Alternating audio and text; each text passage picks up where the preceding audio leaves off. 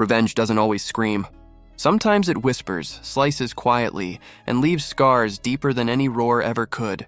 For Caitlin Clark, revenge wasn't about viral clapbacks or headline-grabbing interviews. Her revenge was brutally simple. She said no. No to Geno Auriemma. No to UConn. No to the million-dollar olive branch that came years too late. It wasn't loud, it wasn't flashy, but it was final, and it shook women's basketball to its core. On paper, the decision looked absurd. Who walks away from over $1 million for just 8 weeks of basketball? 99% of players would have jumped at it. But Clark's no wasn't about money or scheduling. It was about principle. That contract wasn't an opportunity. It was a lifeline from the same man who once dismissed her as an afterthought.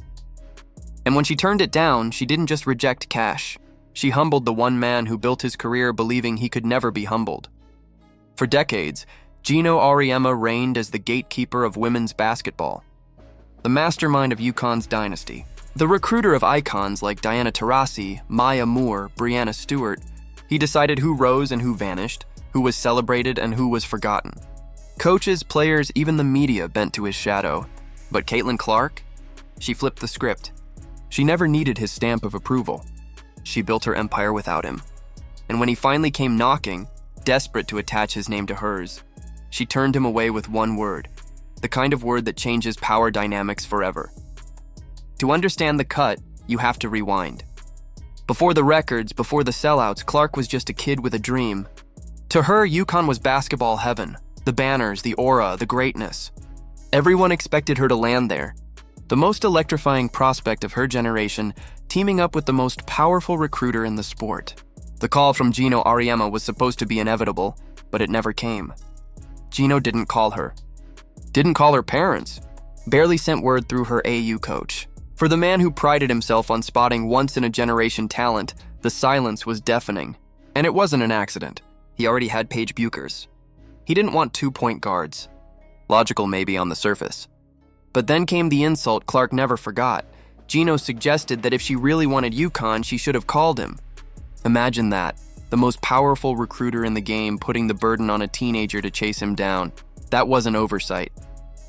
That was arrogance. That was disrespect, and Clark filed it away. If Geno didn't believe in her, she'd go somewhere that did. She chose Iowa, a program with no banners, no mystique, no dynasty shine. To outsiders, it looked like settling. But for Clark, it was freedom. In Iowa City, she wasn't a backup plan. She was the plan. From her first tip-off, she began rewriting the sport. Her logo threes weren't just buckets, they were messages. Her packed arenas weren't just crowds, they were proof.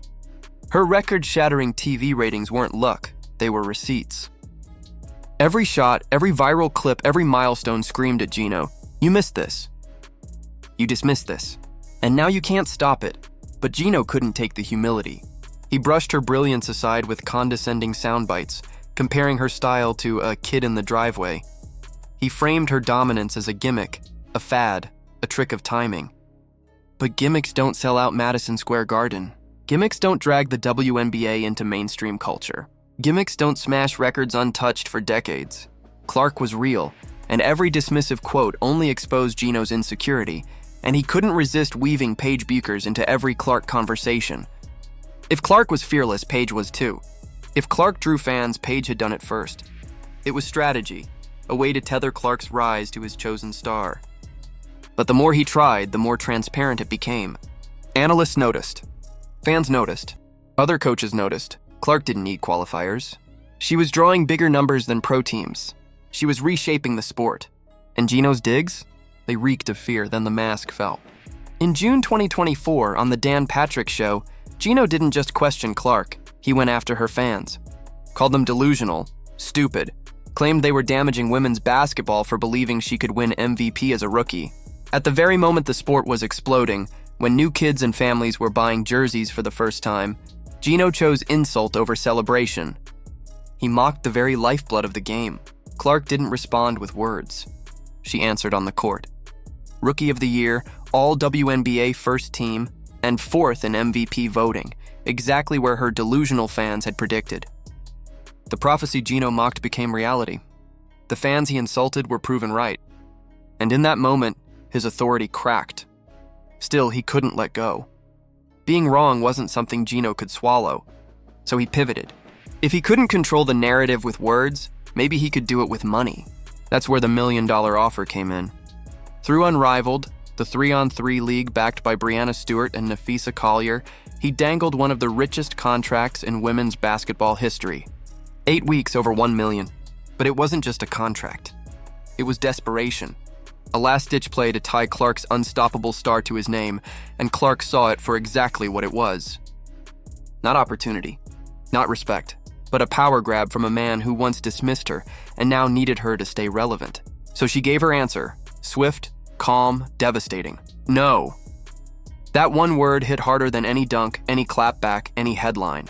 It exposed Geno's scramble for relevance. It reduced the gatekeeper of women's basketball to a man on the outside, knocking on the door he once controlled. Without Clark, Unrivaled lost its magnet. It lost its shine. The $1 million offer wasn't strength, it was surrender. And when Clark walked away without another word, the silence cut deeper than any speech ever could. Because here's the truth. Geno's reign is over. The throne isn't just empty, it's ash. Clark didn't just dethrone him. She burned the old order to the ground. Her no wasn't just personal revenge. It was cultural. It was the end of an era, the dawn of a new one. It told every young player that they don't need UConn's banners, Geno's approval, or anyone else's permission to matter. They already have the fans, the numbers, the power. Clark proved it, so maybe revenge isn't best served cold. Maybe the sweetest revenge is served quietly with calm finality in a single word that flips the balance of power. Caitlin Clark didn't just reject a contract. She rejected a system. And in doing so, she didn't just win. She changed the game forever.